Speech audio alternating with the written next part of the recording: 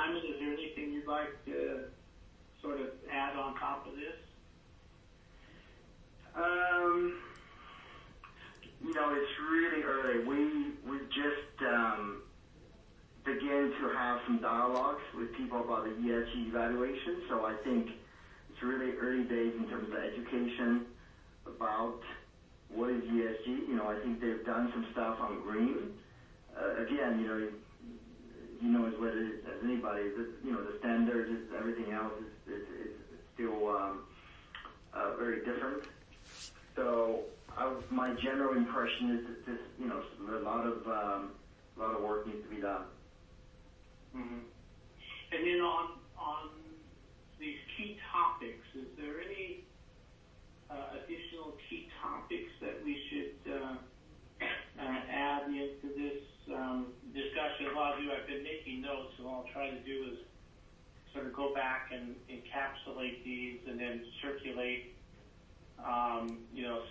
some potential questions, and what I'm hoping is the panelists will either draw a line through those questions or say, yeah, that makes sense, and then at the bottom you would each add a question or two that you think would be appropriate to be asked. I thought the second question that you've put out in terms of it's a very relevant one. I can probably share a little perspective because S&P has gone through a process, before the market is open for rating companies to go in as a wholly owned entity. You can only enter the market through joint venture as a minority shareholder. So we went through a whole process of, setting up joint venture. In the end, I guess we had two choices, that either do a joint venture or you go greenfield build or your own. So I can probably offer our S&P perspective, how we look at that, the buy versus build model.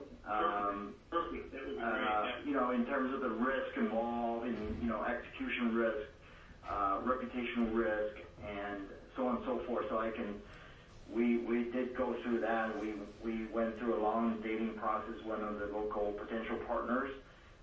In the end, I think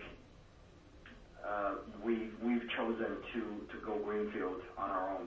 So that's an interesting point that some of these guys looking at setting up shops in China to enter into the domestic market, we can probably share a little perspective on that.